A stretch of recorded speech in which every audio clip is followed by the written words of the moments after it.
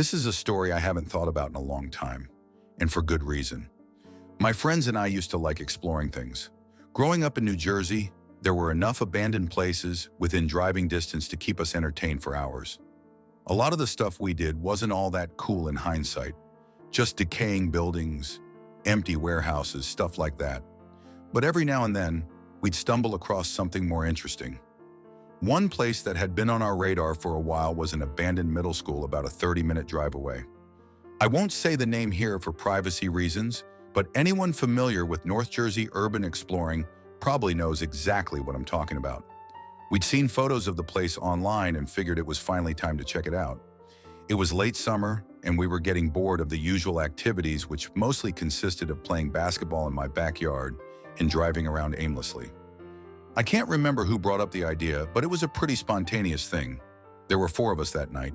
It was me, Yuri, Frank, and Freddie. Frank and I were into graffiti, so we brought a few cans of black and white spray paint.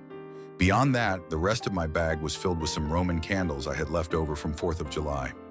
Our MO with these kinds of things was always the same.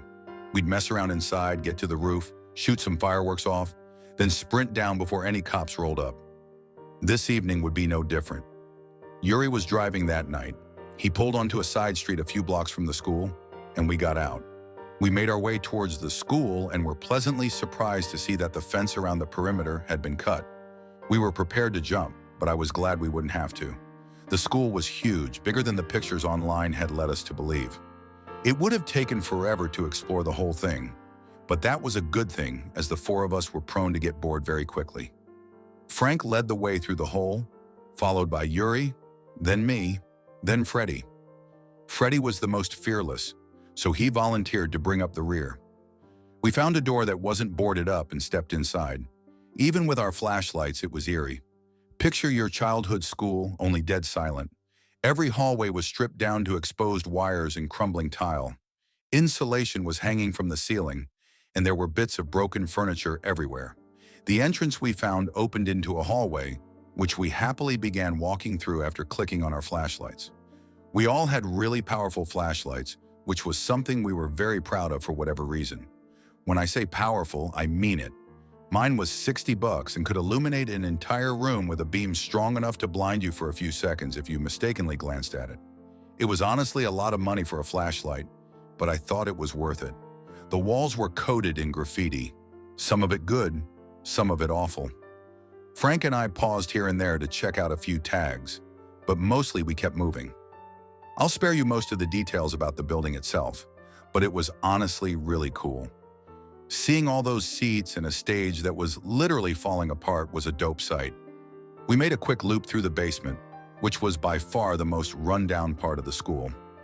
We didn't spend much time down there, partly because of the wear, but mostly because I could tell my friends were getting creeped out. One of the rooms had a massive pentagram painted on the floor, which wasn't exactly a comforting sight.